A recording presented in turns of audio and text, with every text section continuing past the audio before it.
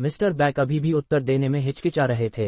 रुद्र प्रताप देख सकते थे कि वह व्यक्ति की पहचान उजागर करने के फायदे और अपने मूल्य के बीच तौल रहे थे, और रुद्र प्रताप अच्छी तरह जानते थे कि यदि मिस्टर बैक इस पहचान को उजागर न करने की ओर झुके हैं तो वे शायद कभी भी इसका खुलासा नहीं करेंगे। तब रुद्र प्रताप ने अपने भीतर दबाए हुए हाईलॉर्ड की उपस्थिति का प्रकट करना चुना। और मिस्टर बैक का चेहरा रुद्र प्रताप की अचानक बदलती उपस्थिति देखकर सख्त हो गया। मैं फिर पूछता हूँ, वह कौन है? रुद्र प्रताप ने अपना स्वर ऊंचा नहीं किया, उन्होंने केवल ये प्रकट किया कि वे सीधे मुद्दे पर आना चाहते हैं। केवल इसी एक कार्य से ही मिस्टर बैक इतने भयभीत हो गए कि उन्होंने अपने मुंह को ढक लिया और सारी ऊर्जा समाप्त होती नजर आई। यदि आप उत्तर नहीं देना चाहते तो यह मेरे लिए ठीक है। मैं केवल थोड़ी जल्दी जानना चाहता था, इसलिए मैं आपके पास आया। आप मेरे पास एकमात्र विकल्प नहीं है, रुद्र प्रताप ने आगे कहा। उनके शब्दों में ऐसा प्रतीत हो सकता था कि वे मिस्टर बैक के निर्णय से संतुष्ट हैं, लेकिन वास्तव में उनका इरादा कुछ और ही था। मिस्टर बैक चालाक थे और उन्होंने रुद्र प्रताप के कथन के पीछे का वास्तविक अर्थ समझ लिया। यदि वह इस स्थिति को वैसे ही छोड़ देते तो शायद वे एक दूसरे को फिर कभी नहीं देख पाते। वास्तव में ये तो संभव था कि वह स्वयं रुद्र प्रताप की भविष्य की लक्ष्य सूची में शामिल हो जाएं। अंततः उन्होंने ठान लिया और कहा, वह व्यक्ति किसी कोम नाम का है, कुमार जयंती। जैसे ही मिस्टर बैक ने व्यक्ति की पहचान बताते हुए अपनी आंखें कसकर बंद की, रुद्र प्रताप ने अंततः थोड़ी राहत महसूस की। मिस्टर बैक, जो अब रुद्र प्रताप की भारी उपस्थिति से मुक्त हो चुके थे, लंबी सांस लेकर अपनी गर्दन सहलाने लगे। जैसे ही उन्होंने कुछ शब्द और बोले, उनकी उम्र से कई दशक घट गए हों, ऐसा प्रतीत हो रहा था। उन्होंने धीरे धीरे कहा, और वह एक्सप्लोरर्स एसोसिएशन का सदस्य है। मास्टर, रुद्र प्रताप जब अपने निवास पर लौटे तो डोमिनिक की आंखें चौड़ी हो गईं। वह उनके आसपास घूम रही थी और समझ नहीं पा रही थी कि ऐसा क्या हुआ कि उनके मास्टर की आभा इतनी पूरी तरह बदल गई थी। रुद्र प्रताप के चेहरे पर न तो आग जैसी क्रोध की झलक थी और न ही उनकी आंखों में किसी आंतरिक संघर्ष की पुष्टि थी। फिर भी डोमिनिक महसूस कर सकती थी कि वे पहले से कहीं अधिक क्रोधित थे। उन्होंने कभी भी सतह पर अपने असंतोष को प्रकट नहीं किया था, लेकिन अब उनकी उपस्थिति उसी तरह भयावह थी जैसे अधोविश्व के महान भूलभुलैया के समीप रहते समय होती थी।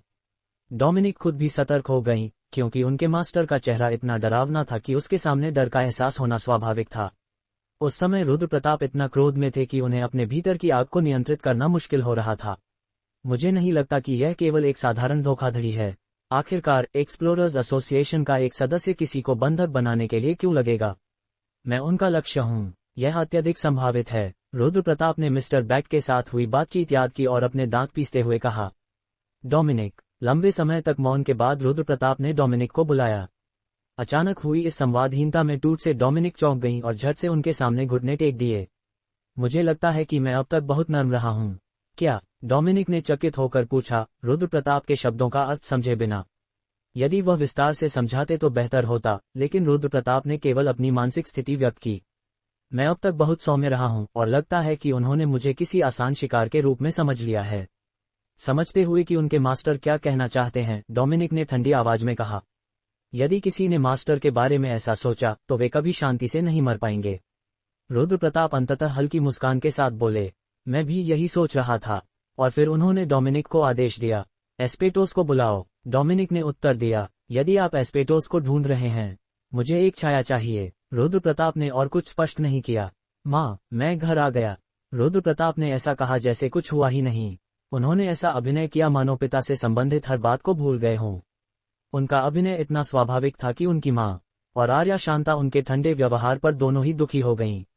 हाँ, बैठो और खाओ। मुझे नहीं पता तुमने पूरे समय क्या किया, लेकिन फिर भी घर में खाना सबसे अच्छा है। उनकी मां ने बिना हिचकिचाहट के उनका स्वागत किया। पिछले साल के दौरान उनकी दुबली काया पर ध्यान देते हुए चम्मच में कुछ बंचन रखा। रुद्र प्रताप ने कमरे के कोने में लिंगरिंग अंधकार की ओर देखा और सिर घुमाया। लेस दैन एंजेला, और कुछ हुआ क्या? Greater than. उन्होंने मानसिक रूप से एंजेला से बात की, जबकि कैजुअली अपनी मां से बातचीत जारी रखी। मां, कृपया इनमें से कुछ मुझे पैक कर दो। मैं इन्हें अपने स्थान पर भी खाना चाहता हूँ। तुम चाहते हो? ठीक है, उनकी मां ने उत्तर दिया। लेस देन ठीक है, मुझे ज्यादा कुछ पता नहीं चला, बस इतना कि वे मास्टर के प्रति विशेष स्नेह रखते हैं। ग्रेटर दैन एंजेला ने धीमे स्वर में कहा, क्योंकि लंबे समय तक अंधेरे में छिपे रहना उसे ऊब चुका था। लेस देन जल्द ही हलचल होगी। समय आने पर मेरे परिवार का ध्यान रखना। Greater than. रुद्र प्रताप ने एंजेला को निर्देश दिया। यदि यह मामला एसोसिएशन से जुड़ा हुआ था तो अब समय आ गया था कि वे अपनी चाल शुरू करें।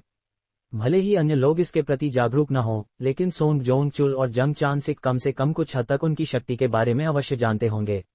बेशक वे उनकी वास्तविक शक्ति का अनुमान कभी नहीं लगा पाएंगे, क्योंकि रुद्र प्रताप ने केवल वह शक्ति दिखाई थी जो उन्हें डंजन बेबी के रूप में दिखनी चाहिए थी। वे उनकी सच्ची पहचान का अनुमान भी नहीं लगा पाएंगे। इसके अतिरिक्त वे ये भी नहीं सोच सकते थे कि उनकी छाया जैसी एंजेला अंधेरे में छुपकर उनका पालन कर रही होगी। लेस देन चिंता मत करो, बस माँ के हाथों से बंचन ले लो, उनके हाथ जरूर थक गए होंगे, ग्रेटर दैन एंजेला ने जवाब दिया। रुद्र प्रताप इस सामान्य तरीके से अपनी माँ के बारे में बात करते हुए एंजेला को सुनकर मुस्कुराए बिना नहीं रह सके। क्या हुआ रुद्र? उनकी माँ ने पूछा। अरे कुछ नहीं, बस एक मजेदार बात याद आई, रुद्र प्रताप ने उत्तर दिया। उन्होंने मानसिक रूप से एंजेला से पूछा, लेस देन तुमने ये कहाँ सीखा? ग्रेटर दैन, लेस देन माँ जो टीवी पर देख रही थी वही सब देखा। इसे ड्रामा कहते हैं, है ना? मजेदार था, ग्रेटर दैन एंजेला ने उत्तर दिया। ऐसा लग रहा था कि वह सतह के जीवन के लिए काफी अभ्यस्त हो गई थी। माँ, मैं अब निकलूंगा, रुद्र प्रताप ने कहा। उनकी माँ चाहती थी कि उनका बेटा फिर से उनके साथ रहे, लेकिन ऐसा विषय उठाना उनके लिए कठिन था। उन्होंने केवल यह आशा की कि उनका बेटा थोड़ी देर और घर में रहे। रुद्र प्रताप ने उनकी भावनाओं को समझते हुए सोचा कि वह घर पर उन्हें देखने का समय निकालेगा। लेकिन उन्होंने एंजेला से कहा, लेस देन यदि कुछ भी होता है तो माँ और आर्या शांता को ले जाकर भूलभुलैया में सुरक्षित स्थान पर रखो। ग्रेटर दैन, लेस देन मुझे पूरा भरोसा है कि ऐसा नहीं होगा, लेकिन ध्यान में रखूंगी, ग्रेटर दैन एंजेला ने उत्तर दिया। जैसे ही एंजेला की आवाज उनके दिमाग से गई और उन्होंने माँ के घर छोड़ा, रुद्र प्रताप ने फिर से अपनी छाया को पीछे पीछे चलते हुए देखा। शायद क्योंकि वे पूरे राष्ट्र के एकमात्र लेवल 12 डंजन बेबी थे, इसलिए इस बार छायाएं उनके करीब आने की हिम्मत नहीं कर रही थीं, बल्कि दूरी बनाए रखकर निगरानी कर रही थीं। हालांकि वे दूर थीं, इसका यह मतलब नहीं था कि रुद्र प्रताप ने उनकी हर गतिविधि को नहीं देखा। उनकी हर चाल रुद्र प्रताप की दृष्टि से अछूती नहीं रह गई थी। उनकी उपस्थिति केवल तभी कट गई जब वे सुरक्षित घर, जो पाजू में स्थित था, पहुंच गए। इस बीच एंजेला ने उन्हें सूचित किया कि धोखेबाजों ने फिर से उनके परिवार से संपर्क किया था और उनकी मां को परेशान कर रहे थे कि क्या रुद्र प्रताप ने बंधक संकट का ध्यान दिया। अपने परिवार के बारे में सोचते हुए, जो निश्चित रूप से धोखेबाजों के डरावने खेल से पीड़ित थे, रुद्र प्रताप का रक्त उबलने लगा। उन्होंने अपने क्रोध को नियंत्रित करने की कोशिश की। वे अंततः इसकी कीमत चुकाएंगे, केवल इसलिए कि वे अपना क्रोध नियंत्रित नहीं कर सके। स्थिति को बिगाड़ने की आवश्यकता नहीं थी, इसलिए उन्होंने खुद को शांत किया और रात के आने का इंतजार किया। रात का अंधकार घिरा और चांद की रोशनी भी दिखाई नहीं दी। रुद्र प्रताप ने अंततः कार्रवाई शुरू की और डोमिनिक से कहा, जैसा मैंने तुम्हें निर्देश दिया वैसा ही करो, मेरी चिंता मत करो। मास्टर, आपको अपना ध्यान रखना चाहिए, डोमिनिक ने उत्तर दिया। फिर रुद्र प्रताप चुपचाप घर से बाहर निकले और एक्सप्लोरर्स एसोसिएशन की ओर बढ़े।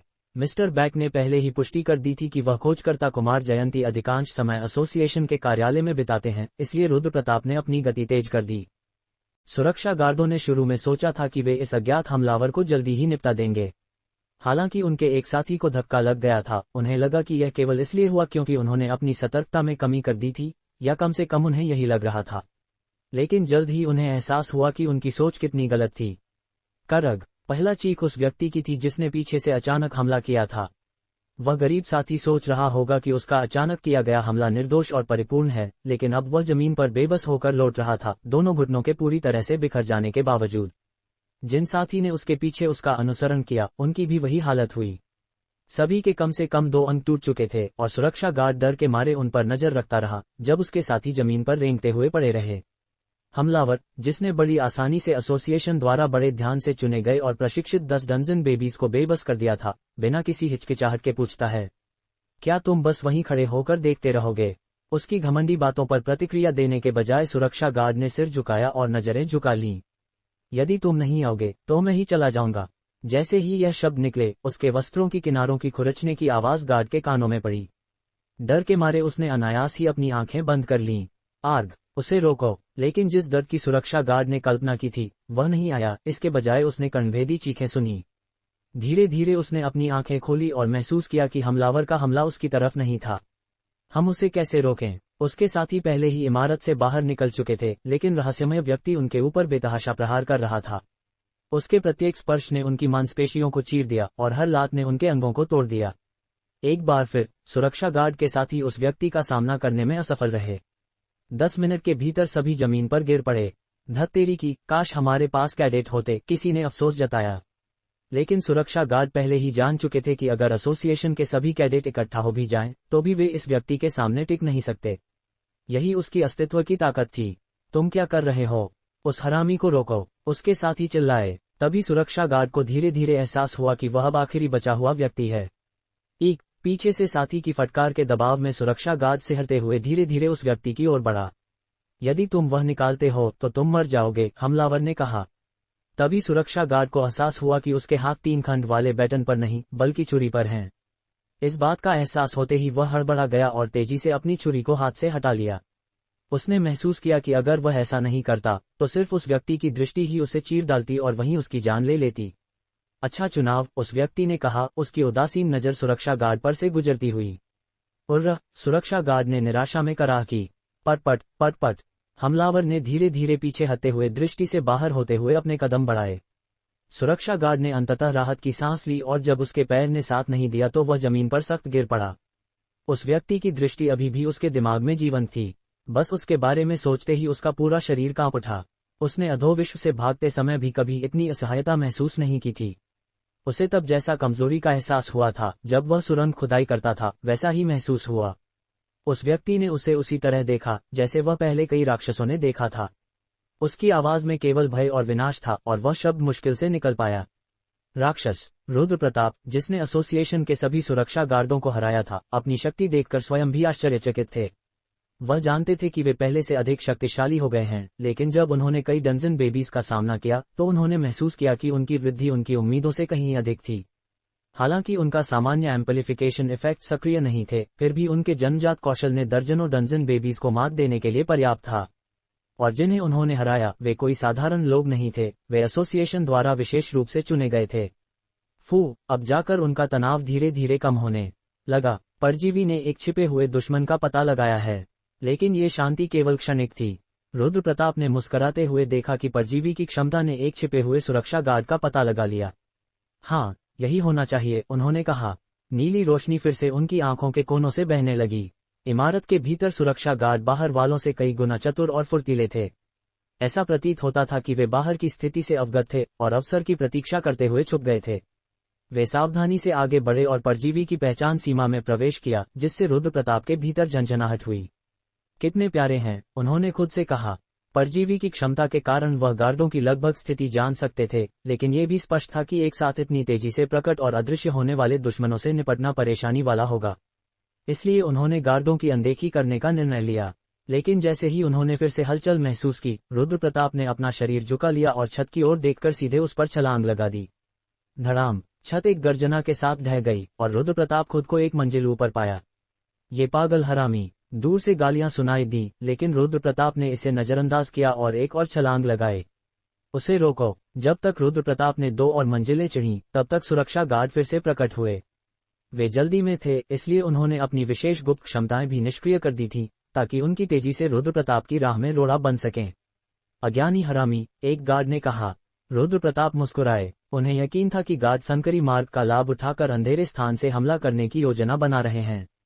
ये रणनीति उचित थी। यदि उनका विरोधी रुद्र प्रताप नहीं होता तो यह योजना निश्चित रूप से सफल होती। लेकिन गार्डों के लिए दुर्भाग्य ये था कि उनके सामने वाला व्यक्ति लड़ाई में उनसे कई कदम आगे था। संकरे मार्ग का उपयोग करते हुए मजबूत दुश्मन से लड़ना रुद्र प्रताप और नागाओं की प्रमुख रणनीति थी। इसलिए वे इसके दोषों को पूरी तरह जानते थे। उन्होंने अपनी तैयारी की जगह पर सीधे नहीं बढ़ा। केवल यही निष्क्रियता ही उनके दुश्मनों की योजना को बाधित करने के लिए पर्याप्त थी। यदि मंजिलों के बीच की परत मोटी होती और केवल एक ही रास्ता होता, जैसे अधोविश्व में, तो उन्हें मुकाबला करना पड़ता। लेकिन ये सतह थी, अधोविश्व नहीं। यदि मंजिलों के बीच की परत मोटी होती और केवल एक ही रास्ता होता, जैसे अधोविश्व में होता है, तो रुद्र प्रताप के पास लड़ाई के अलावा कोई विकल्प नहीं बचता। लेकिन ये सतह थी, अधोविश्व नहीं। इसलिए उन्होंने बिना किसी हिचकिचाहट के गार्डों से सीधे मुकाबला करने के बजाय छत को तोड़ते हुए ऊपर की मंजिलों की ओर चढ़ने का निर्णय लिया। उनका ये चालाकाना योजना सफल हुई। सुरक्षा गार्ड अपनी पहले से तैयार की गई जाल वाली जगहों को छोड़ने को मजबूर हो गए और स्वयं को उजागर करना पड़ा। स्थिति पूरी तरह पलट गई। जिन सुरक्षा गार्डों ने रुद्र प्रताप के लिए जाल बिछाया था, अब वही भयभीत थे कि वह कब और कहां हमला करेगा। उन्हें अपनी स्थिति को पूर्व चेतावनी के अनुसार समायोजित करना पड़ा। भौगोलिक लाभ अब पूरी तरह रुद्र प्रताप के हाथ में था। वास्तव में सुरक्षा गार्ड केवल इसलिए डर गए थे क्योंकि रुद्र प्रताप ने अपने घुटनों को हल्का मोड़ते हुए ऐसा संकेत दिया जैसे वह छलांग लगाने के लिए तैयार हो। हमले करो, एक सुरक्षा गार्ड ने भय से भरकर चीखा। लड़ाई फिर से शुरू हुई। करग, जो गार्ड सबसे पहले झपट पड़ा, उसका जबड़ा कुचल दिया गया। जैसे ही उसका जबड़ा टुकड़ों में बिखर गया, उसका शरीर जमीन पर गिर पड़ा और एक जोरदार ध्वनि के साथ थूक गया। दूसरा गार्ड, जो पहले गार्ड के पीछे से बाहर आया, चिल्लाया, तुम हरामी। शायद उसने अभी अभी अपने साथी को अत्याचार सहते देखा था, लेकिन उसके हमले की तीव्रता और क्रूरता असली थी। हालांकि उसके हाथ में केवल 3 खंड वाला बैटन था, फिर भी उसकी हर स्विंग में जान का खतरा स्पष्ट था। लेकिन रुद्र प्रताप ने सहजता से उसके हर मूव को पढ़ लिया और उसके जोड़ों को बड़ी आसानी से तोड़ दिया। एक और चीख के साथ एक और दुश्मन बेहोश हो गया। सब एक साथ उस पर हमला करो, मूर्खों, किसी ने देर से आदेश दिया। अपने 2 साथियों को खोने के बाद ही दुश्मन बलों ने आक्रमण को समन्वित किया। विभिन्न हमले रुद्र प्रताप की ओर आगे और पीछे से बढ़े। जैसे हवा के झोंके, उनके सभी हमले उसकी महत्वपूर्ण अंगों को निशाना बना रहे थे। केवल एक हमला ही उसके हाथ को तोड़ने के लिए पर्याप्त होता, लेकिन ये केवल तभी संभव था जब उनके हमले लगते। धड़ाम, मंजिल जोरदार आवाज के साथ ध्वस्त हो गई और रुद्र प्रताप का शरीर गायब हो गया। कुछ सुरक्षा गार्ड झटके की वजह से संतुलन खोकर नीचे की मंजिल पर गिर पड़े। रुद्र प्रताप ने तुरंत वहां से पड़े गार्डों को लात मारी और प्रभाव से वे कोने में उड़ गए। एक मंजिल में छेद के माध्यम से घटना देखने वाले गार्ड दांत कसकर दबाते हुए सिकुड़ गए। लेकिन वे जल्दबाजी में छलांग लगाने के लिए तैयार नहीं थे, वे धैर्यपूर्वक सही अवसर की प्रतीक्षा कर रहे थे। लेकिन रुद्र प्रताप उन्हें अवसर नहीं देना चाहते थे। उन्होंने फिर से दृश्य से गायब होकर ऊपर और नीचे की मंजिलों से बचकर अपनी चाल चली। फिर एक और धड़ाम, जिस मंजिल पर गार्ड खड़े थे वह भी ढह गई। फैल जाओ, वे इतने मूर्ख नहीं थे कि एक ही चाल से 2 बार हराए जाएं। सुरक्षा गार्ड टिड्डों की तरह उछलते हुए अलग अलग दिशा में फैल गए ताकि मंजिल के ढहने से बच सकें। लेकिन ये सब रुद्र प्रताप ने पहले ही पूर्वानुमानित किया था। उन्होंने तेजी से सांस ली और मंजिल से धक्का लेकर ऊपर की मंजिल पर छलांग लगाई और बिखरे हुए गार्डों को एक एक कर गिरा दिया। क्या तुमने कभी ऐसा हरामी देखा है? जब सुरक्षा गार्डों को देर से एहसास हुआ कि वे सीधे रुद्र प्रताप के जाल में फंस गए हैं, तो वे जल्दी से एकत्र हुए और अपने बैटनों से हमला करने लगे। ठुर ठुर हूं, धीमी ध्वनि और भारी एहसास उनके हाथों तक पहुंचा और उनके चेहरे खुल गए। वे आसानी से हमला कर पाए। केक, लेकिन जल्द ही उन्हें एहसास हुआ कि उन्होंने वास्तव में रुद्र प्रताप को नहीं मारा, बल्कि अपने एक साथी को। उनका साथी बेरहमी से पीटा गया और उसकी आंखें सफेद हो गईं। कितना क्रूर हरामी है! सुरक्षा गार्ड दांत कसते हुए क्रोध से भरे। उन्होंने फिर से रुद्र प्रताप की ओर दौड़ लगाए। तुम छोटी चुहिया! रुद्र प्रताप को अपने हमलों से बचते देखकर गार्ड और भी क्रोधित हो गए। उन्होंने 3 खंड वाले बैटनों से बेतहाशा हमला करना शुरू कर दिया। लेकिन एक गार्ड, जो सोच रहा था कि रुद्र प्रताप हमले से बच जाएगा, चौंक गया जब रुद्र प्रताप सिर्फ खड़ा रहा और हमला झेल लिया। क्या? गार्ड ने हैरानी जताई। रुद्र प्रताप ने उसकी ओर देखा। उनके चेहरे पर झुर्रियां थीं, लेकिन ये दर्द की झलक नहीं थी। उन्होंने कहा, तुम्हारी जुबान बहुत गंदी है। केक, गार्ड को ठोकर लगी और उसके टूटे दांत फर्श पर गिर पड़े। उसने महसूस किया कि अब उसे अपने जीवन में खाने में बहुत कठिनाई होगी। जब उनके साथी ने जबड़ा पकड़कर फर्श पर लार गिराई, तो बाकी गार्डों के चेहरे सफेद हो गए। तभी उन्हें एहसास हुआ कि सभी जिनके दांतों को तोड़ा गया था, वे अब चुप हो गए। उन्होंने एक दूसरे की ओर देखा और बैटन छोड़ दिए। क्या तुमने हार मान ली? नहीं, यह असंभव है। रुद्र प्रताप ने देखा कि सुरक्षा गार्ड अपनी कमर से छुरी निकाल रहे हैं। उनके हुड के नीचे होठों के कोने पर हल्की मुस्कान थी। उसी क्षण वह आनंदित महसूस कर रहे थे। सुरक्षा गार्ड पूरी ताकत से रुद्र प्रताप की ओर बढ़े, लेकिन तुरंत ही वे ठंडे फर्श पर गिर पड़े। उनके सीने अभी भी उठते और गिरते हुए दिखाई दे रहे थे, इसलिए वे शायद मर नहीं गए थे, लेकिन रुद्र प्रताप के हाथों हुए नुकसान को देखकर किसी भी समय उनकी मौत भी असंभव नहीं थी। बेकार, रुद्र प्रताप ने उन्हें बेदर्दी से निहारते हुए कहा और मुड़ गए। उन्होंने सोचा कि अंततः उनकी रक्तरंजित उत्तेजना पूरी होगी, लेकिन एसोसिएशन के सुरक्षा गार्ड इतने कमजोर थे कि उन्होंने उनकी लड़ाई की लालसा को पूरी तरह संतुष्ट नहीं किया। इसलिए उन्हें अपने उत्साह को नियंत्रित करना पड़ा। वे देर से समझ पाए कि उन्होंने बहुत समय खींचा और अपेक्षा से अधिक विलंब हुआ। इसलिए वे सीधे एसोसिएशन की सर्वोच्च मंजिल की ओर बढ़े, जहां सौंग जोंगचुल का कार्यालय स्थित था। रुद्र प्रताप को अजीब लगा कि इतने हंगामे के बावजूद सौंग जोंगचुल दिखाई नहीं दिए। फिर उन्होंने समझा कि शायद वह यहाँ नहीं था। यदि उसने खबर सुनी होती, तो वह इस समय एसोसिएशन की ओर बढ़ रहा होता। कार्यालय पूरी तरह खाली था। रुद्र प्रताप ने कैजुअली लॉक दरवाजे को तोड़ दिया और सीधे उस दीवार की ओर बढ़े जहां सुरक्षित तिजोरी छुपी हुई थी। उन्होंने चालाकी से छुपाए गए प्लाईवुड पैनल को हटा दिया और सामने एक मोटी लोहे की तिजोरी प्रकट हुई। बिना किसी हिचकिचाहट के रुद्र प्रताप ने अपना मुट्ठी कसकर बंद किया। एक पंच ने मजबूत लोहे की तिजोरी में गहरा धब्बा डाल दिया। एक और पंच के साथ जोरदार धमाका हुआ। कुछ और प्रहारों के बाद तिजोरी का लोहे का दरवाजा गिर गया और तेज चमक फैल गई। रुद्र प्रताप पहले से ही परजीवी की पहचान क्षमता के माध्यम से लोहे की तिजोरी में छुपी हुई उच्च मूल्य की रत्नों की मौजूदगी से परिचित था। फिर भी जब उन्होंने देखा कि तिजोरी के दरवाजे के खुलते ही रत्नों की बरसात हो रही थी, तो उनकी आंखें फैल गईं। और सबसे चौंकाने वाली बात यह थी कि प्रत्येक रत्न उच्च गुणवत्ता का था, बीच का दर्जा या उससे नीचा दर्जा एक भी नहीं था। रुद्र प्रताप कुछ क्षण के लिए स्तब्ध रह गए, बस वहीं खड़े होकर उस रत्नों के ढेर को निहारते रहे। फिर जैसे ही उनकी चेतना वापस आए, उन्होंने तुरंत सभी रत्नों को अपने साथ लाए गए बैकपैक में डालना शुरू किया। बाद में सुरक्षित स्थान पर जाकर वह रत्नों की गुणवत्ता की जांच कर सकते थे। वर्तमान में सबसे महत्वपूर्ण काम यह था कि सभी रत्नों को अपने पास सुरक्षित रखते हुए कार्यालय से बाहर निकलना। उनके हाथों की गति बढ़ गई। आखिरी रत्न भी बैग में रखने के बाद रुद्र प्रताप उठ खड़े हुए और कार्यालय के प्रवेश द्वार की ओर चल पड़े। पर अचानक उन्होंने रुककर पीछे मुड़कर देखा। सब कुछ अभी समाप्त नहीं हुआ था। उनके पिता की गुमशुदगी का रहस्य अब भी पूरी तरह उजागर नहीं हुआ था, और यही मुख्य कारण था कि उन्होंने तुरंत एसोसिएशन के खिलाफ कार्रवाई की। यही वास्तविक शुरुआत थी। रुद्र प्रताप ने ठंडे, काटते हुए दृष्टिकोण से बिखरी हुई और अस्त व्यस्त कार्यालय को निहारा, आंखें चारों ओर दौड़ाईं, फिर सीधे भवन से बाहर निकलने के लिए दौड़े। जैसे ही वह बाहर निकलने ही वाले थे, उन्हें अचानक एक अजीब सा एहसास हुआ, जैसे कोई उन्हें घूर रहा हो। उन्होंने परजीवी की क्षमता सक्रिय की और अपने इंद्रियों को तीव्र कर अपने आसपास की स्थिति का निरीक्षण किया, लेकिन किसी भी असामान्य घटना का पता नहीं चला।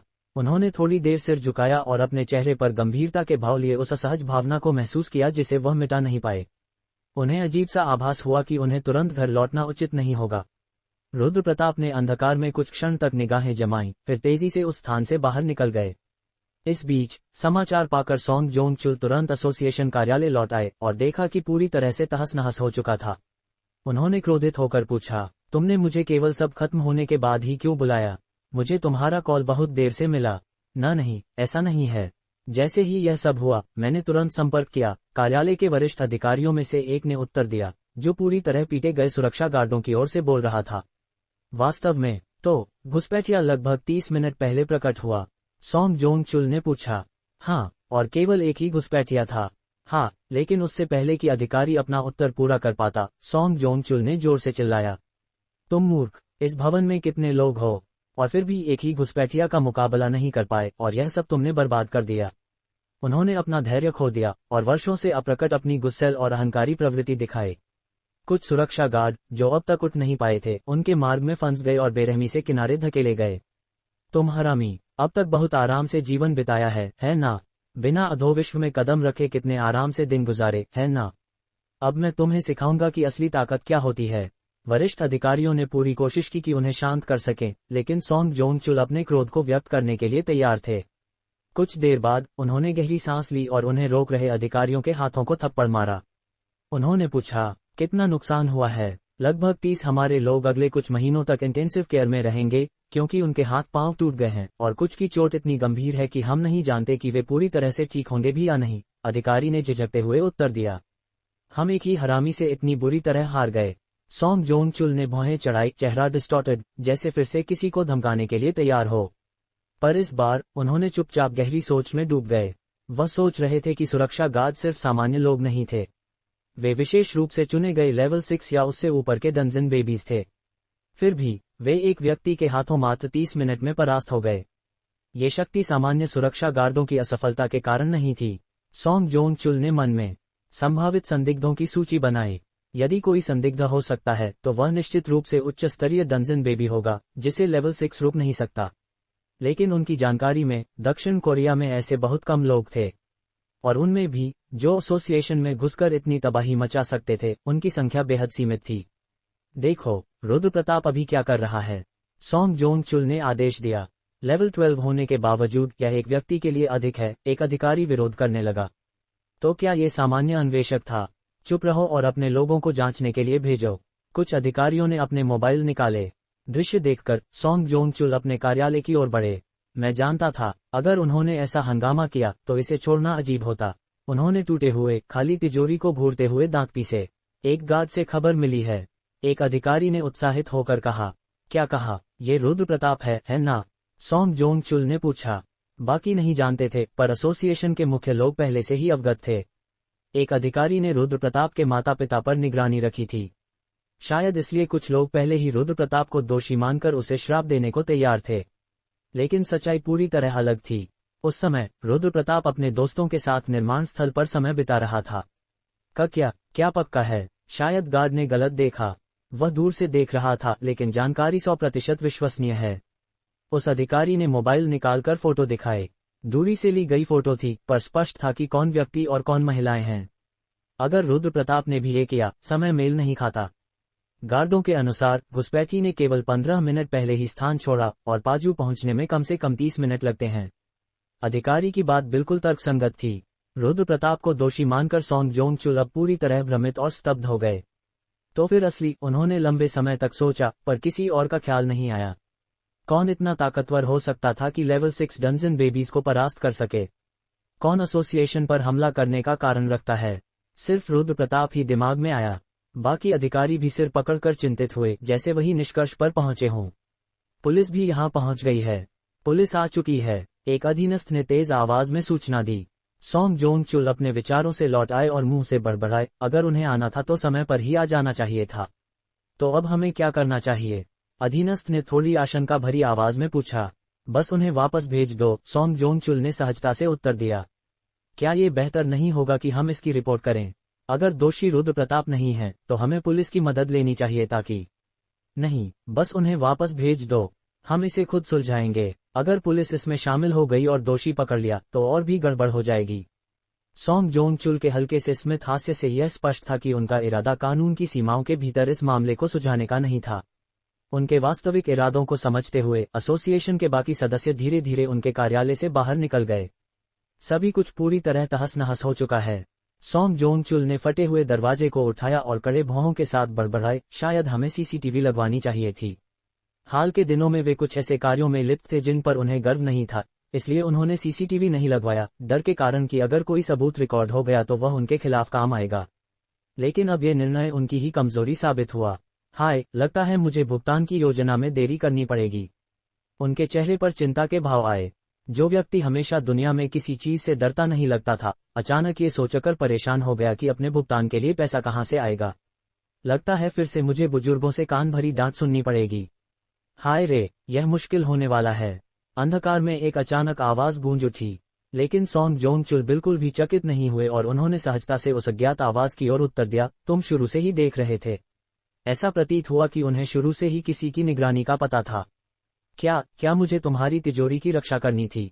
आवाज शांत और नियंत्रित रही, भले ही सॉन्ग जोंग चुल ने कड़वी प्रतिक्रिया दी। हाय, तुम जानते हो मैं किस स्थिति में हूँ, ये काम तुम कर सकते थे, है ना?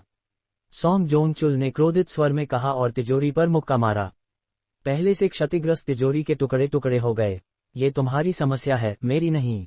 अज्ञात व्यक्ति ने बेहिचक बोलना जारी रखा, अपनी पहचान छिपाए बिना। तुम्हें चू तारांकन या? सॉन्ग जोंग चुल ने कड़वा शाप दिया। फिर भी उन्होंने धीरे से पूछा, जैसे कि उन्होंने कुछ पहले से अनुमान लगाया हो, लेकिन कम से कम तुम मुझे जो देखा है वह बता सकते हो, है ना? हम तो व्यापारिक साझेदार हैं, ये तो सबसे कम अपेक्षा है। किसी अजीब कारण से रहस्यमय आवाज ने थोड़ी देर के लिए कोई उत्तर नहीं दिया। अंततः उसने कहा, मैं तुम्हें कुछ नहीं बता सकता। क्यों? तुमने तो सब कुछ देखा ही है ना? अगर इनाम की बात है, मैं संख्या तय कर दूंगा। सॉन्ग जोंग चुल ने जोर देकर कहा। नहीं, ये कीमत की बात नहीं है। इस बार आवाज में एक तरह का दबाव था। क्या तुम्हारा साहस कम हो गया? क्या वह व्यक्ति वाकई इतना भयानक है? सॉन्ग जोंग चुल ने आश्चर्य व्यक्त किया। आवाज ने विनम्रता से उत्तर दिया, अगर एक बात मैं तुम्हें बता सकता हूँ। क्या बात है? सॉन्ग जोंग चुल ने भौहें चढ़ाईं, उस अजीब सी आवाज को उत्तेजित करते हुए। तुम्हारे सामने का मार्ग अब अत्यधिक दुर्भाग्यपूर्ण प्रतीत होता है, आवाज ने अंत में कहा। सॉन्ग जोंग चुल ने उस रहस्यमय आवाज पर गुस्सा निकालते हुए कहा, हरामी, तुम फिर से बकवास कर रहे हो। आवाज ने सभी गालियों पर शांतिपूर्वक प्रतिक्रिया दी, मैं अधोविश्व लौट रहा हूँ। लेकिन अभी समय नहीं आया है ना? मुझे यकीन है कि तुम्हारा मालिक परिणामों की प्रतीक्षा कर रहा है।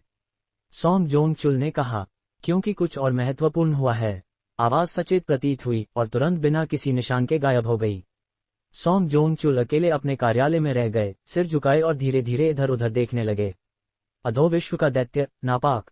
काफी समय के बाद रुद्र प्रताप अंततः घर लौटे। एसोसिएशन भवन से निकलते समय उन्हें एक अजीब सी बाधा महसूस हुई, जिसने उन्हें तुरंत घर लौटने से रोका और उन्होंने लंबा मार्ग अपनाया। फिर भी उनके चेहरे पर गंभीरता और चिंताएं साफ झलक रही थीं। सब कुछ ठीक नहीं हुआ क्या? डोमिनिक ने पूछा। रुद्र प्रताप ने सिर हिलाया और पीठ पर रखे बैग को थपथपाया। बैग के भीतर की खड़खड़ाहट सुनकर डोमिनिक और भी अधिक हैरान हुई। तो फिर यह क्यों? कुछ विचार मेरे मन में बार बार उभर रहे हैं। वह अलग, तुम्हारी ओर से हालात कैसे रहे? रुद्र प्रताप ने पूछा। बिल्कुल जैसा मास्टर ने कहा था, कुछ लोग तुम्हारी स्थिति की पुष्टि करने की कोशिश कर रहे थे, डोमिनिक ने उत्तर दिया। और डोमिनिक ने चमकती मुस्कान के साथ उत्तर दिया। गार्डों ने दृढ़ विश्वास किया कि एस्पेटोस मास्टर थे और फिर वे चले गए। यदि एसोसिएशन में कुछ भी हुआ तो मुख्य संदिग्ध रुद्र प्रताप ही होंगे। इतनी ताकत रखने वाले बहुत कम लोग हैं, इसलिए सोंग जोंग चुल का संदेह स्वाभाविक था। यही कारण था कि रुद्र प्रताप ने मिरर रैथ का राजा बुलाया और उसे अपना स्थानापन्न बना दिया, फिर एसोसिएशन की ओर गए। ये पूर्ण अलिबाई था। एसोसिएशन ने एस्पेटोस को देखा और सोचा कि इसका इस मामले से कोई संबंध नहीं है। अपने विचार व्यवस्थित करने के बाद रुद्र प्रताप का चेहरा अचानक चमक उठा। क्या सही समय है? तभी उनकी दृष्टि के सामने एक संदेश प्रकट हुआ। जंगल का अपग्रेड पूरा हो गया है। जंगल का स्तर 1 से स्तर 2 तक उन्नत कर दिया गया है। पूर्व में बंद की गई सुविधाएं अब सक्रिय हो गई हैं। जंगल अब पूरी तरह सक्रिय हो चुका है। सामान्यतः आसपास के सभी जीव जंतु और प्राणी इस जंगल की उपस्थिति को महसूस करके उसकी ओर खींचे चले आते, लेकिन ये सतह है, अधोविश्व नहीं। यहाँ कोई ऐसा प्राणी नहीं है जो जंगल की उपस्थिति को पहचान सके। फिर भी आपको अपनी सतर्कता नहीं खोनी चाहिए। किसी भी जीवित प्राणी के लिए जंगल से निकलती ऊर्जा को महसूस करना संभव होगा। जंगल को ढकने वाली मिट्टी और रेत उसकी उपस्थिति को हमेशा छुपा नहीं पाएगी। इसकी सुविधाओं का विस्तार अति आवश्यक है। बंद की गई सुविधाएं सक्रिय हो चुकी हैं। अब आप नए समन योग्य प्राणियों को बुलाने में सक्षम हैं। रुद्र प्रताप के पास जो जंगल का कोड था, वह अधोविश्व की सबसे गहरी मंजिलों में से एक से प्राप्त किया गया था। यही कारण था कि उन्होंने इसे सतह पर स्थापित करने का निर्णय लिया। हालांकि यह उनका पहला प्रयास था, इसलिए उन्हें कई संभावित समस्याओं की चिंता भी थी। लेकिन उनकी चिंताओं के बावजूद जंगल ने सफलतापूर्वक उन्नति की और जीवन प्राप्त कर लिया। डेमन फ्रूट्स एक जाति है जो केवल अधोविश्व के गहरे हिस्सों में ही उगती है। ये दुष्ट आत्माएं हैं जो जीवों की दुखद मौतों से उत्पन्न भय और घृणा से जन्मी हैं। ये मानव सदृश डेमन फ्रूट्स कभी कभी अजीब कारणों से चीखते हैं। उनकी चीखें शोकगीत जैसी होती हैं, जो कमजोर प्राणियों को मृत्यु की ओर ले जाती हैं। ये श्रापों में कुशल क्षमा हैं। हालांकि इन श्रापों से उत्पन्न ये राक्षस स्वयं को भी श्रापित कर सकते हैं और कभी कभी अपने मालिकों को भी निगल लेते हैं। इनके पूर्व मालिक और उनके पूर्ववर्ती सभी भयानक मौतों का शिकार हुए हैं। रुद्र प्रताप ने विलंबित संदेशों को देखकर भौहें चढ़ाईं। उन्हें अचानक याद आया कि उन्होंने इस जंगल को प्राप्त करने के लिए कौन सा मार्ग तय किया था। 1 वर्ष पूर्व जब सुबह का मुर्गा बना तो 9वीं मंजिल पर अविरत युद्ध शुरू हुआ। इस स्थिति को पार करने के लिए उन्हें 11वीं मंजिल के काउंट्स के अनुरोध को स्वीकार करना पड़ा। इस प्रक्रिया में उन्हें संचालन के आधार के रूप में जो जंगल प्रदान किया गया, वह डेमन फ्रूट्स का जंगल था। पूर्व में इसे मंद्रागोरा का जंगल कहा जाता था और इसके पूर्व मालिक परथेनोन का सेवक था, जिसे अंततः अनातोलियस को दबाने के प्रयास में बलिदान कर दिया गया।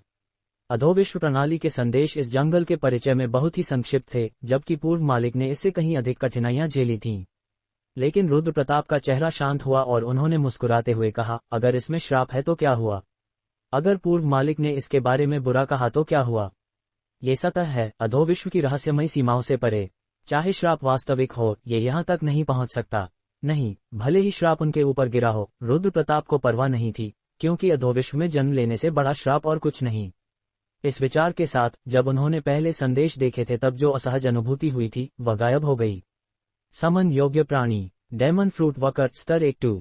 डेमन फ्रूट वकर अपनी जड़ें और शाखाएं फैलाकर संसाधन इकट्ठा कर सकते हैं और बड़े और छोटे जंगलों में कार्य कर सकते हैं। उनकी शाखाएं और जड़ें युद्ध के लिए उपयुक्त नहीं हैं, लेकिन ये पर्याप्त मजबूत हैं कि वे अनचाहे प्रवेशियों को रोके रखें। डेमन फ्रूट वार्डन स्तर 1-4। वर्करों के विपरीत डेमन फ्रूट वार्डन एक बार जड़ें जमाने के बाद पुनः गति नहीं कर सकते। हालांकि उनकी जड़ें और शाखाएं इतनी लंबी और मजबूत होती हैं कि वे पूरे जंगल को ढक सकती हैं।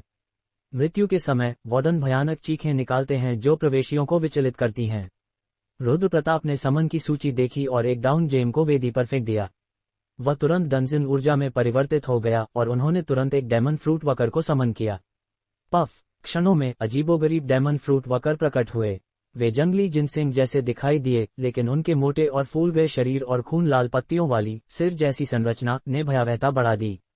शायद हमें पहले रास्ते को संकरा करना चाहिए, रुद्र प्रताप ने कहा। जैसे ही उन्होंने ये कहा, डेमन फ्रूट वकर धीरे धीरे हिलने लगे। उनके चलने की गति बहुत धीमी थी और रुद्र प्रताप ने अनायास ही मुस्कुराया। उनका आकार छोटे बच्चों के समान था और उनकी चाल बहुत ही हास्यास्पद लग रही थी। लेकिन डोमिनिक की कुशल कमान में डेमन फ्रूट वकर फैल गए, अपनी जड़ें और शाखाएं फैलाते हुए जमीन को तेजी से जोतने लगे। उनकी कार्यक्षमता उम्मीद से बेहतर है। अगर उन्होंने इसी तरह जारी रखा तो वे लगभग नागा वकस के बराबर हो जाएंगे, डोमिनिक ने ईमानदारी से कहा। रुद्र प्रताप ने सहमति में सिर हिलाया और आदेश दिया, डेमन फ्रूट वार्डन को समन करो। उनकी पूर्ण क्षमताओं को जानना अत्यंत आवश्यक था, इसलिए उन्होंने एक डेमन फ्रूट वार्डन को बुलाया, हालांकि अभी इसकी आवश्यकता नहीं थी। यह पागलपन है। रुद्र प्रताप ने अपना सिर पकड़ा जब डेमन फ्रूट वार्डन प्रकट हुआ। उसके सिर से कई रोशनी की किरणें निकल रही थीं। इसका आकार वकर जैसा ही था, लेकिन खतरनाक और छलपूर्ण दृष्टि से भरा। रुद्र प्रताप ने कहा, अब समझ आया कि पार्थेनॉन ने इन्हें क्यों छोड़ दिया। चूंकि यह जंगल को अधोविश्व की गहरी मंजिलों से प्राप्त किया गया था, रुद्र प्रताप ने इसे सतह पर उच्च उम्मीदों के साथ स्थापित किया। लेकिन अपेक्षा के विपरीत ये जंगल काफी अस्पष्ट और अधूरा प्रतीत हुआ। जब वार्डन जंगल के प्रवेश द्वार की ओर एक परेशान दृष्टि के साथ बढ़ा, डोमिनिक ने रुद्र प्रताप से कहा, मुझे लगता है हमें थोड़ी देर और प्रतीक्षा करनी चाहिए। अगर वे वाकई बेकार होते तो पार्थेनॉन उन्हें लंबे समय पहले समाप्त कर देता। उसकी बात में कुछ सच्चाई देखकर रुद्र प्रताप ने फिर एक डाउन जेम वेदी पर फेंक दिया और जंगल को अपग्रेड करना शुरू किया। जंगल का अपग्रेड शुरू हो गया है। इस बीच सतह का जंगल फिर से अपग्रेड मोड में चला गया और रुद्र प्रताप लंबे समय बाद अधोविश्व लौट आए। रिक्शाशा ने डोमिनिक से जंगल का संचालन संभाल लिया था और काफी अनुभव प्राप्त किया था, लेकिन उसकी दक्षता सच्चे राजा के प्रतिनिधि जैसी नहीं थी। इसलिए रुद्र प्रताप ने जंगल की दुर्भावना उनके चेतन मन में प्रवेश करने का जोखिम उठाया और फिर से लोभ के ग्रैंड लेबिरिंथ की ओर बढ़े। मेरा राजा, रिक्शाशा ने उत्साहित स्वर में कहा।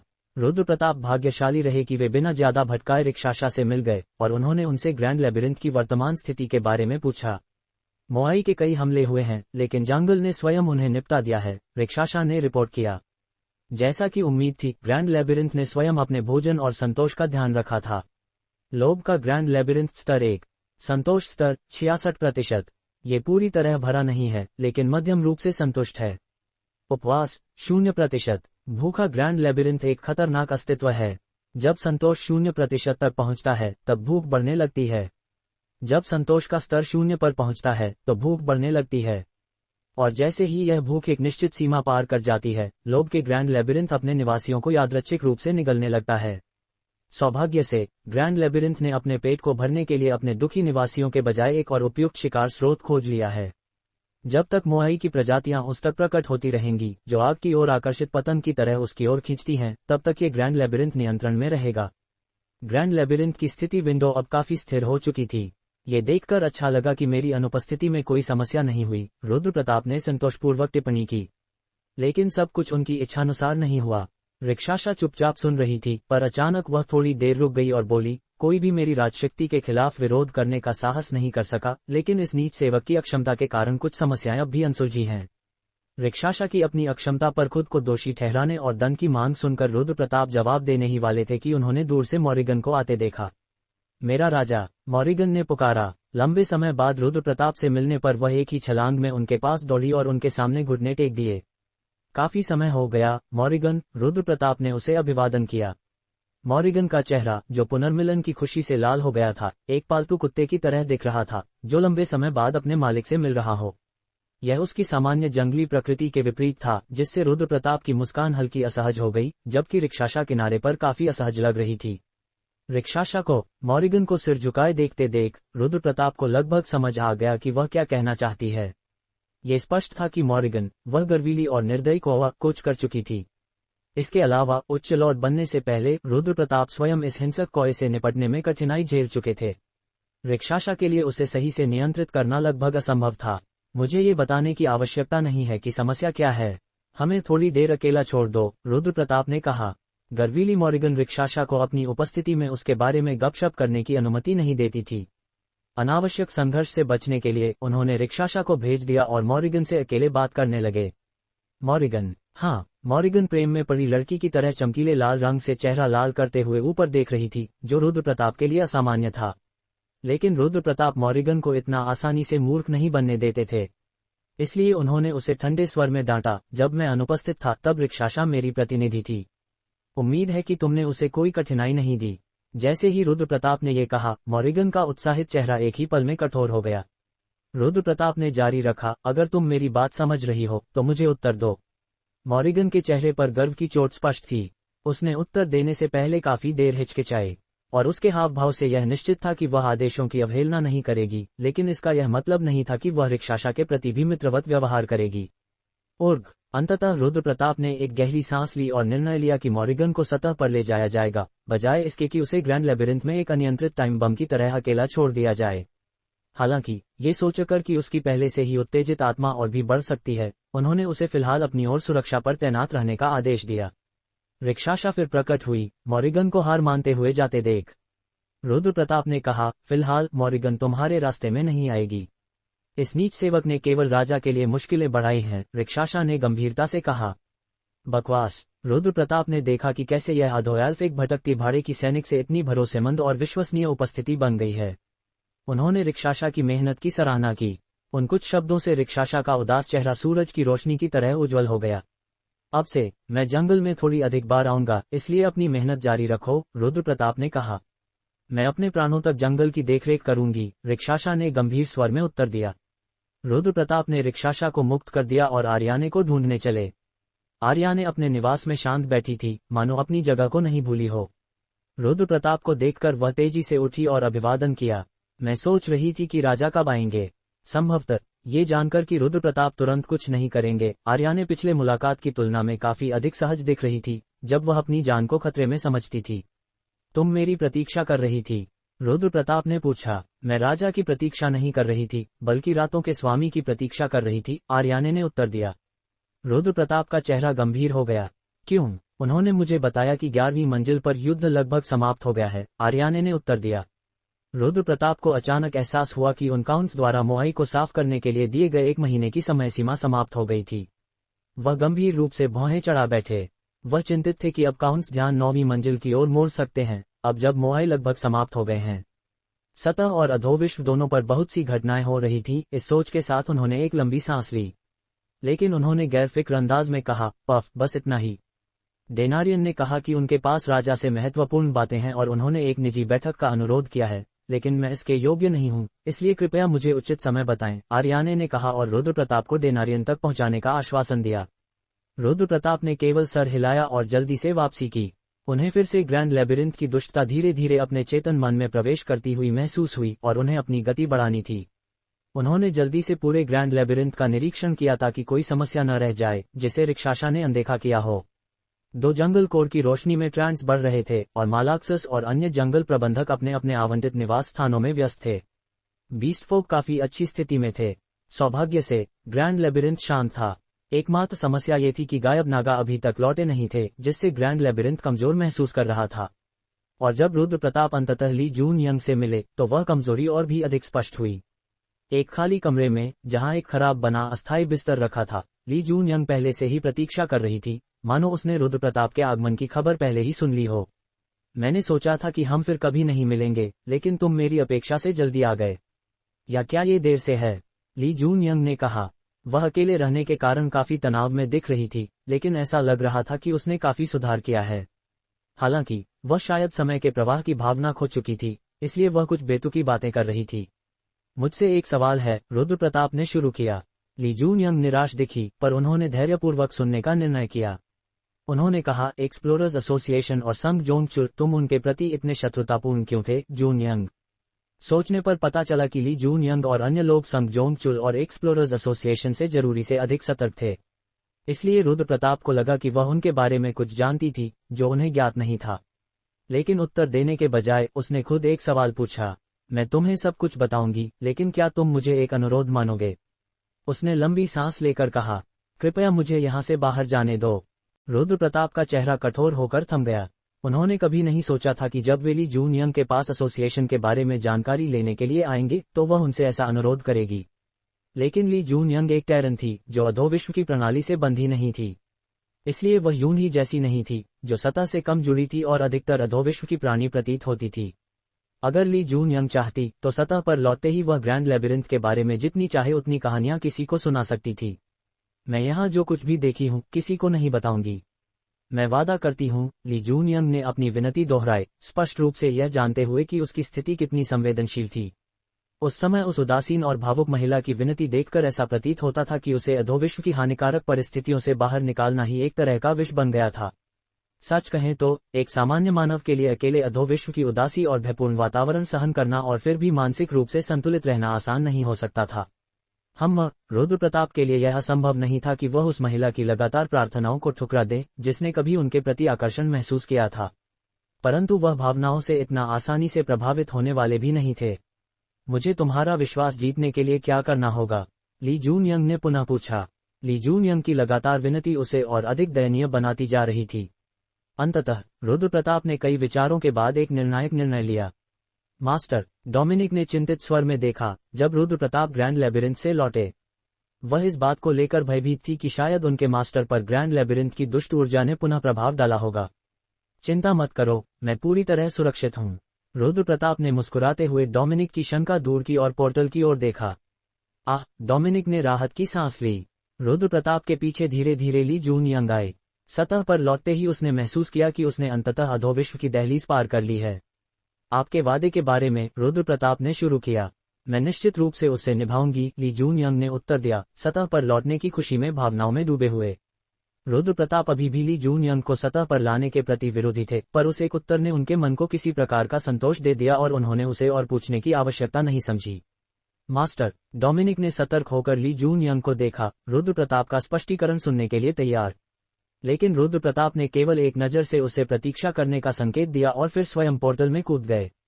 उर्ग, मैं अभी जाने ही वाला था। एक स्वर आया। जब रुद्र प्रताप लौटे उन्होंने मॉरिगन को हाथ पकड़कर लाया। हालांकि यह सतह है, यह मेरा लेबिरिंथ भी है। तुम्हें डरने की कोई आवश्यकता नहीं, रुद्र प्रताप ने कहा। मॉरिगन रुद्र प्रताप की बातों से गुस्से में थी और उसने उत्तर दिया, डर नहीं लगता, बस सतह की हवा बहुत अजीब लग रही है। हालांकि उसका रंग पीला पड़ गया था, लेकिन जल्द ही वह समझ गई कि उसका बहाना कितना हास्यास्पद था और चुप हो गई। उसने सतर्कता कम किए बिना चारों ओर देखा। ऐसा प्रतीत होता था कि उसका ये पहला सतह का अनुभव अभी भी उसके लिए अपरिचित था।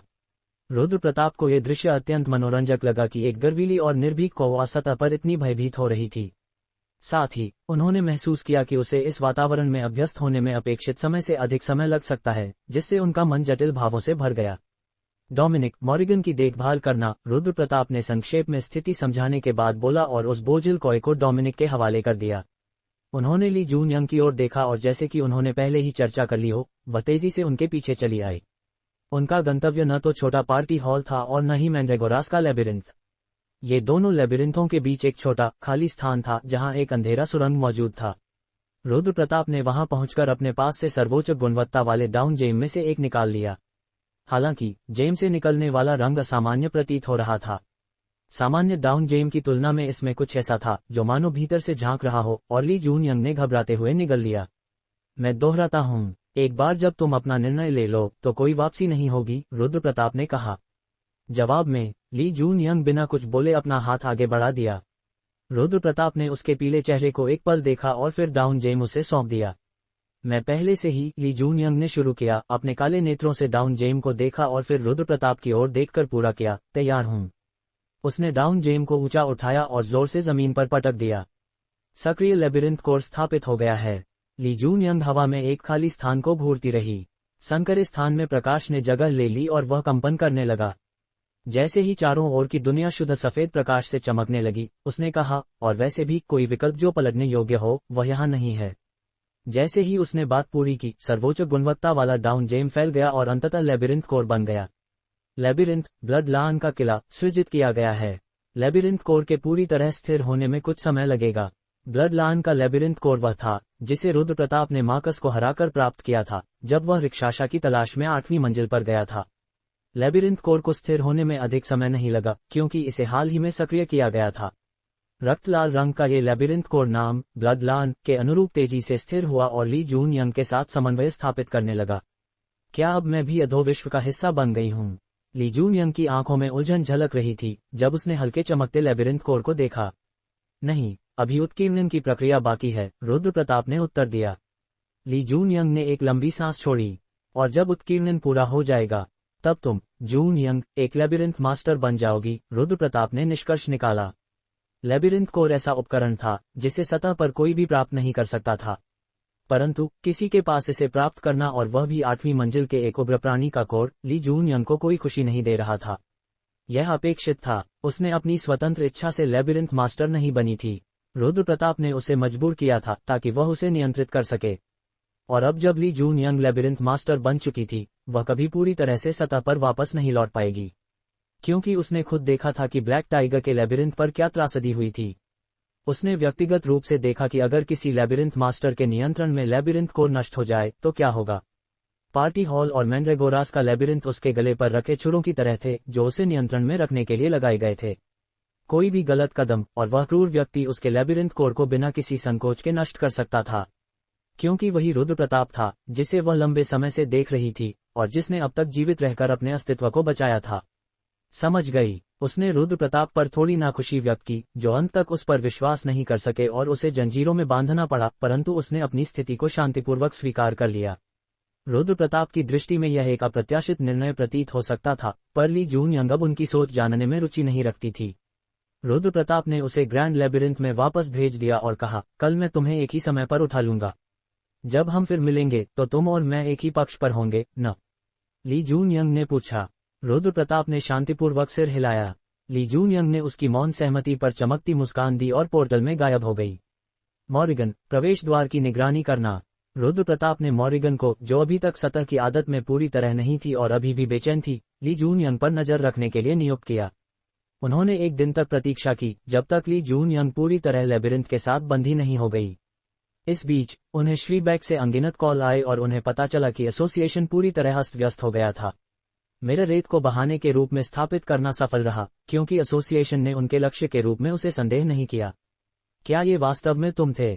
उस समय मैं घर पर था, रुद्र प्रताप ने साहसिक उत्तर देते हुए कॉल समाप्त किया और खाली जगह में ठंडी निगाहों से देखा। श्रीबैक ने कहा कि एसोसिएशन अस्त व्यस्त हो गया है, पर रुद्र प्रताप ने अभी तक अपनी वास्तविक योजना शुरू भी नहीं की थी। वास्तविक योजना तो अभी शुरू हो रही थी। वह न केवल अपने पिता के लापता होने में शामिल सभी पक्षों को नष्ट करने का इरादा रखते थे, बल्कि उस एसोसिएशन को भी, जिसने इसे सहमति दी थी, पूरी तरह से मिटाना चाहते थे। श्रीबैक ने बताया कि एक्सप्लोरर्स एसोसिएशन ने दोबारा हमला न होने की कसम खाई थी। चूंकि पहले हमले का प्रबंधन इतनी भयानक तरह से किया गया था, इसलिए अब उन्होंने हर प्रकार की कड़ी सुरक्षा व्यवस्था की होगी। वे शायद हमलावर के अगले कदम का इंतजार कर रहे होंगे, पर इस बार कोई भी मौका नहीं छोड़ा जाएगा। लेकिन रुद्र प्रताप फिर कभी कड़ी सुरक्षा वाली एसोसिएशन इमारत पर सीधे हमला नहीं करेंगे। जब रुद्र प्रताप ग्रैंड लेबिरिंथ के मामलों में व्यस्त थे, एंजेला ने सतह पर पहले से पहचाने गए सभी डाउन जेमों का पता लगाया और तदनुसार कार्य किया। इस प्रक्रिया में एसोसिएशन से संबंधित किसी भी सुविधा या शाखा को पूरी तरह नष्ट किया गया और किसी भी छिपे हुए डाउन जेम को सुरक्षित रूप से निकाल लिया गया। स्वाभाविक रूप से एसोसिएशन अस्त व्यस्त रह गया और अनगिनत डंजन बेबी और एक्सप्लोरर भेजे गए। लेकिन जब वे पहुंचे तब तक रुद्र प्रताप ने सभी छूटे हुए काम निपटा दिए थे और अगले स्थान पर चले गए। उन्होंने एक ही रात में एसोसिएशन की 3 शाखाओं को नष्ट कर दिया। हालांकि उन्हें उतने डाउन जेम नहीं मिले जितने मुख्यालय पर हमला करने पर मिले थे, लेकिन शाखाओं से अतिरिक्त डाउन जेम प्राप्त करना अतिरिक्त लाभ था जिसे वे अस्वीकार नहीं करते। असली लक्ष्य तो एसोसिएशन था, न कि कुछ डाउन जेम। मैंने कितनी बार कहा, यह मैं नहीं था। इस बीच श्रीबैक ने कई बार कॉल किया, लेकिन रुद्र प्रताप निरंतर अज्ञान का दिखावा करते रहे।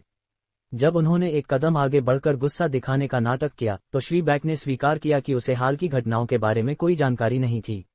इसका अर्थ है कि एसोसिएशन के खिलाफ वास्तव में कोई अन्य व्यक्ति है। उस व्यक्ति ने एसोसिएशन को हिला दिया। ये वास्तव में प्रशंसनीय है। पूरा दिन बीत गया, लेकिन पिछली रात का हंगामा कम नहीं हुआ। एसोसिएशन अपने कमजोर प्रयासों में अपराधी को ढूंढते हुए व्यस्त था और अनौपचारिक इनाम भी अज्ञात हमलावर के लिए आपातकालीन संपर्क नेटवर्क पर रखा गया। हालांकि रुद्र प्रताप, जो वास्तव में पूरी स्थिति के पीछे थे, सतह पर चल रही घटनाओं पर ध्यान नहीं दे रहे थे, क्योंकि वे ली जून यंग से मिलने की तैयारी कर रहे थे। 24 घंटे बीत गए। ब्लड लायन का लेबिरिंथ ने ली जून यंग को अपने लेबिरिंथ मास्टर के रूप में स्वीकार कर लिया और सक्रिय हो गया। ली जून यंग फिर सतह पर लौट आए। मैं वास्तव में लेबिरिंथ मास्टर बन गई हूँ, उसने ये कहते हुए उलझन भरी नजरें दिखाई। शायद ब्लैक टाइगर के लेबिरिंथ में अपने सहयोगी की मृत्यु की याद ताज़ा हो गई। अद्भुत, मेरे लिए कुछ नहीं बदला है, लेकिन अब अगर ये लेबिरिंथ कोर नष्ट हो गया तो मेरी भी मृत्यु हो जाएगी। लेबिरिंथ कोर नष्ट नहीं होगा। नहीं, मुझे आशा है कि ऐसा नहीं होगा, रुद्र प्रताप ने धीरे से कहा, उनके और पूरी तरह से समन्वित लेबिरिंथ कोर के बीच खड़े होकर। मुझे भी आशा है। सूक्ष्म दबाव के बावजूद ली जून यंग ने बिना पछतावे के सिर हिलाया। थोड़ी देर लेबिरिंथ की ओर दृष्टि डालने के बाद उसने फिर कहा, मुझे नहीं पता कि मेरे पास जो जानकारी है वो तुम्हारे द्वारा दिए गए मूल्य के अनुरूप होगी, रुद्र प्रताप। एसोसिएशन की जानकारी वह थी जिस पर दोनों ने उसकी स्वतंत्रता के बदले सहमति दी थी, और अब यह समय था कि वह अपना वादा निभाए।